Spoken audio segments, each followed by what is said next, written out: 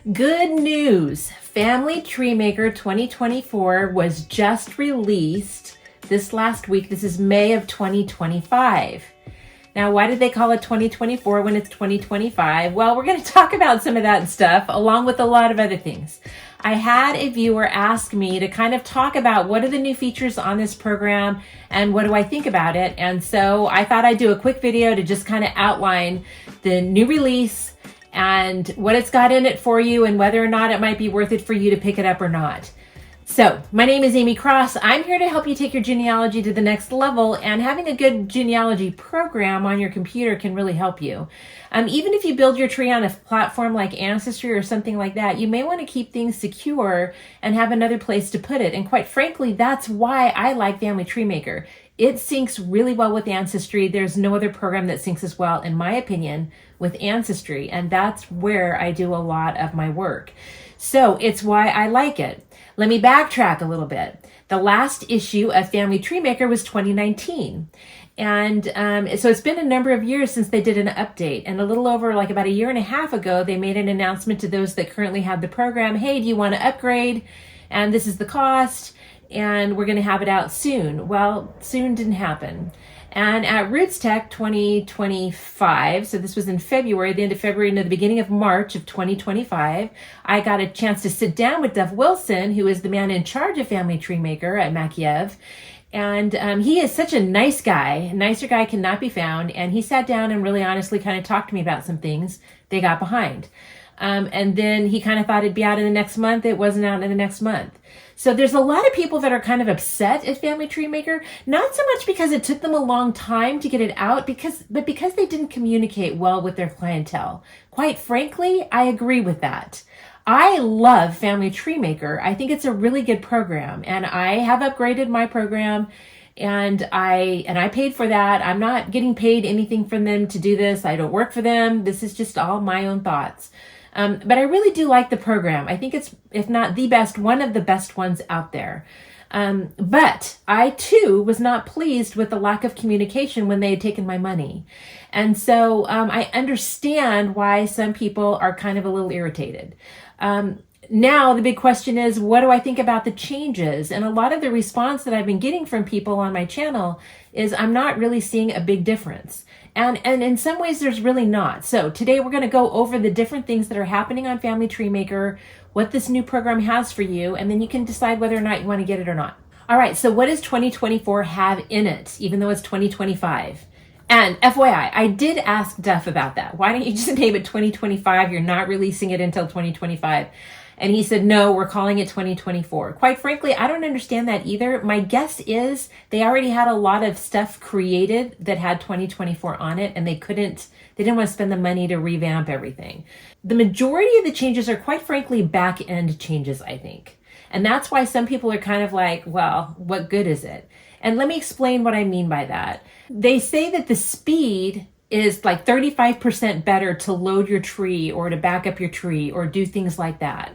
Now, that does depend on your computer, because if your computer's pretty slow, it's not going to make us, maybe you're not going to see it quite as much. I did see a change between 2019 and 2024 on how quickly it was able to make a backup and do some of that work for me. They also say reports and charts now can be generated more quickly, and they had been having some autosave problems, and this patches that up very well as it's syncing better with Ancestry, which is one of the main reasons I use it, because I get a lot of trees because I do a lot of client work, and this gives me the opportunity to download that tree into my computer. And I'm getting more than I do if I just download the GEDCOM. I'm getting the images of the documents and all of the source information, and it's really the images. I'm getting a lot more when I'm syncing with Ancestry. Not more than I would have in 2019, but that's one of the selling points to me of this program. So that the fact that it's having less problems with Ancestry, I like that.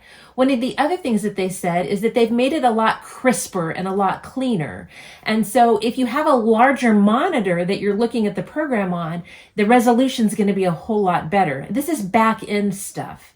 And they also said that they were having some problems in the media section with some display issues in the media tab, and that they've cleaned that up as well. Kind of another back-end thing, they've also allowed you to turn back time a lot farther. You can go back to I think it's like 5,000 changes that you've made in the program. What are some of the things that you will notice more as you're working in the program? Kind of along the lines of that, they're giving you the option of making things larger or smaller. They had a lot of requests for that. People were having a difficult time reading things within the program. I really do like that. I can stretch out a box and make it larger. I can make it smaller. I can make font larger. You know, there's just a lot of ways that I can increase or decrease size of text, allowing me to kind of manipulate the windows the way that I want to so that I can better see what I want to do. I do really like that change. Now, a lot of the changes have to do with their cloud-based tree vault. Now, that's an additional subscription. This is the current rates for that subscription. It's not that expensive. Now, why would you want to do the tree vault, and what are some of the new features? The tree vault saves your tree into the cloud so that if your computer crashes or something like that, you have it. And the auto save is one of those things that has been, kind of cleaned up a little bit. So it's going to automatically back up your tree into the cloud a little better than it did before. But one of the other things that it's allowing you to do, if you have your tree in the cloud through their tree vault, you can use the Family Tree Maker Connect app. That's a cloud that uses that cloud-based tree. So you have to have the cloud-based thing in order for your app to pull it down out of the cloud.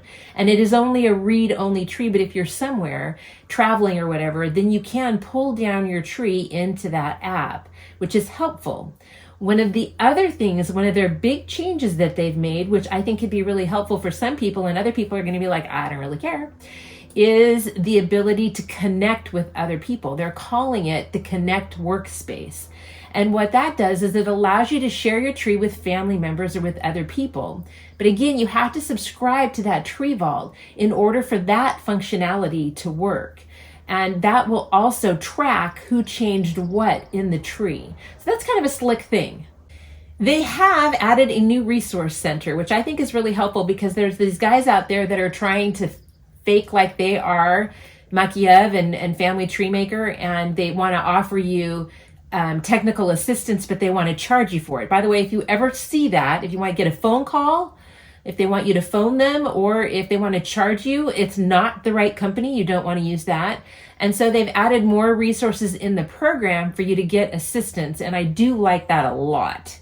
Now, one of the features that I really thought was interesting was their additional smart filter features. And this allows me to go into my people, and then I select tree. And then I go down to the bottom and I can click on filters. This allows me to filter through my tree and find maybe individuals that meet certain criteria. Now, this filter was there before, but they've actually allowed you to do additional information. And you hit that by clicking the filter and then filter in. And that will allow you to use this to create your own smart filter. You can filter individuals by vital facts, all facts, or other. And other is where it gets kind of interesting. I can search any fact that contains a particular value or something like that. Now, under all facts, I can look at all of the different facts that I have saved to people in my tree, and I can look for a specific type of fact, and then I can put a value in there. On their website, they use the example of using a value like everyone born before 1850 with no census record in 1880. That could be pretty slick. So I need to play with this a whole lot more to better understand it, but it's definitely something that I think is very interesting.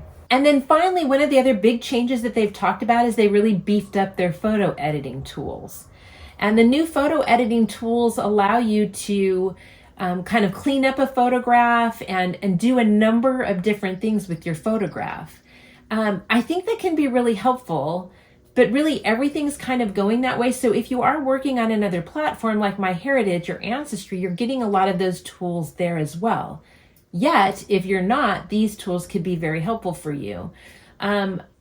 I don't know. I'm curious to know, is that why you're using Family Tree Maker? Did those tools make a really big difference to you? And I'd like to know what other things that you're seeing on Family Tree Maker are really making a difference for you, and the things that you like and the things that you don't like, because they'll look at the comments on this video, and it's a way that you can kind of send them a message. And please, I encourage you, be positive. There's just no space in the genealogy world for snottiness, so let's not go there. But I would love to hear the things that you really like about the program, and if you're having a problem with something, don't hesitate to mention that as well. This is a great space for us to kind of share with one another the things that we like and that we don't like. Anyway, I hope this is helpful for you. Again, I really do like the program. I've had it for years, long before I was doing these videos. And I actually don't use it a lot in building my tree. I've always used it, or initially I used it to back up my trees. But there are a lot of features on the program that I'm working on getting to know a little bit better so that I can utilize it more effectively. Anyway, if you have any other questions or any other thoughts, put them in the comments. Thank you so much, and subscribe to my channel to see more videos on how to better build your family tree and take your genealogy to the next level. Thanks.